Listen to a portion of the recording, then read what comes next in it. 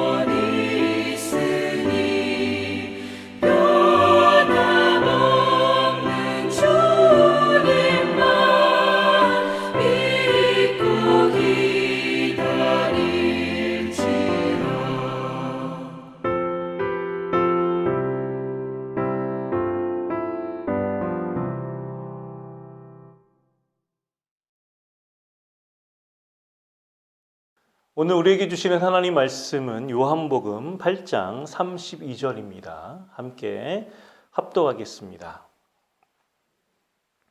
진리를 알지니 진리가 너희를 자유롭게 하리라. 아멘.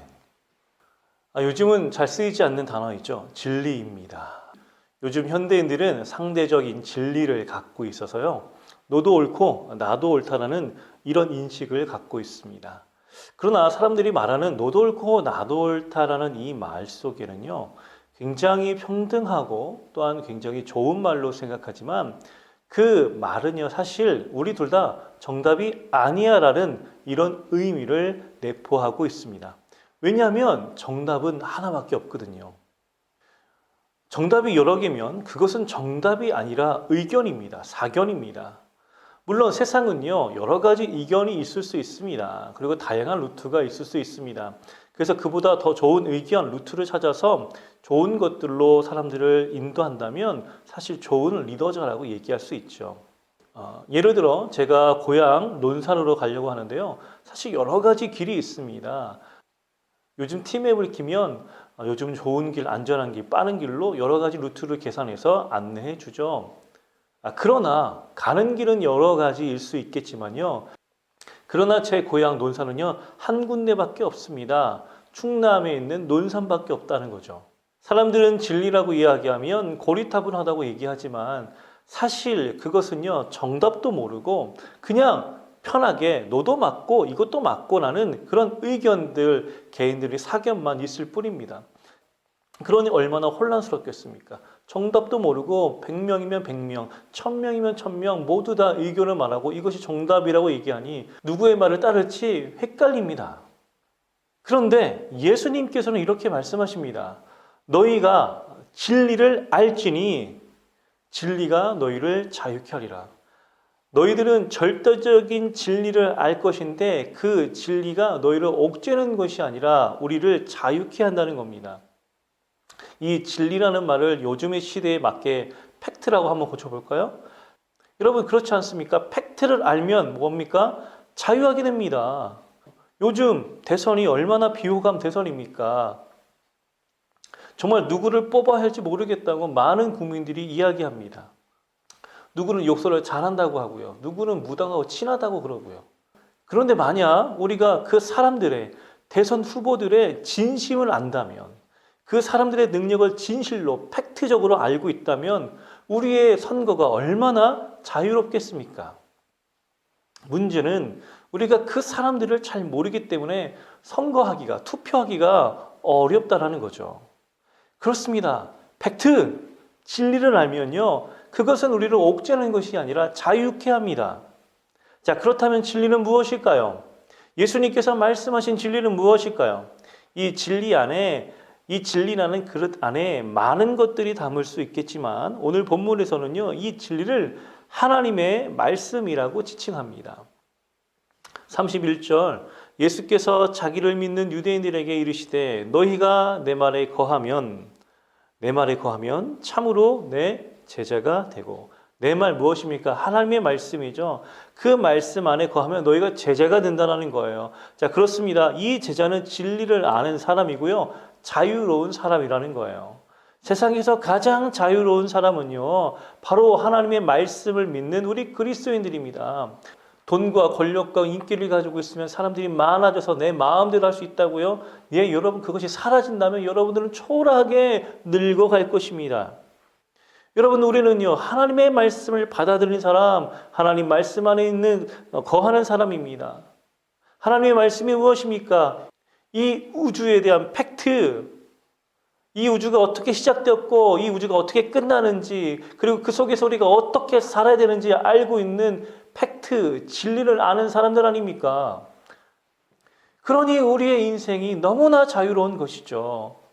물론 우리들도 돈에 약하고 권력에 약하고 명예에 약합니다. 그럼에도 불구하고 우리가 성경을 읽으면서 우리의 마음을 다잡는 거죠. 세상 사람들은 돈 그럴 수 있겠지만 우리는 그렇지 아니합니다. 돈으로 우리가 전적으로 행복해질 수 없다는 것을 우리는 알고 있는 존재들입니다. 사랑하는 여러분, 이것은 아직 철없는 목사의 사견이라고 생각하지 마시고 저의 이 말씀은 바로 하나님의 말씀에서 비롯된 것이고 하나님의 말씀에 나온 것이고 철없는 사견이 아니라 바로 진리에서 나온 것이라고 믿으시기 바랍니다. 세상에 높은 빌딩을 짓지만 내가 더 높은 빌딩을 세울 거야라고 경쟁하지만 우리 그리스도인들은 빌딩을 세우는 것보다는 그 빌딩 숲을 노니는 한 마리의 새가 되어야 합니다. 세상은 좋은 마구간을 지어서 살려고 하지만 우리 그리스도인들은 마구간이 필요 없습니다. 왜냐하면 우리들은요 들판을 뛰어다니는 야생마이기 때문에 그렇습니다. 한 마리의 새와 들판을 뛰어다니는 야생마가 바로 우리 그리스도인입니다. 그런 자들에게는 빌딩과 마구간이 필요하지 않습니다. 물론 잠깐 쉴 수 있는 곳은 필요하겠지만 그것이 절대적이지 않고 거기에 목숨 거는 바보 같은 사람들이 아닙니다. 여러분, 성도 여러분, 여러분은 어떤 존재입니까? 여러분이 어떻게 살아야 하는지 알고 계십니까? 그 진리 속에 거하고 계십니까? 진리를 하십시오. 진리를 누리십시오. 그것이 바로 여러분의 인생을 자유케 할 것입니다. 기도하겠습니다. 진리가 우리를 자유케 한다는 이 말씀을 우리 마음 가운데 새겨서 이 세상을 추구하지 않고 하나님의 모습대로, 하나님이 원하시는 모습대로, 자유로운 모습대로 살게 하여 주옵소서. 사랑이신 예수님의 이름으로 기도합니다. 아멘.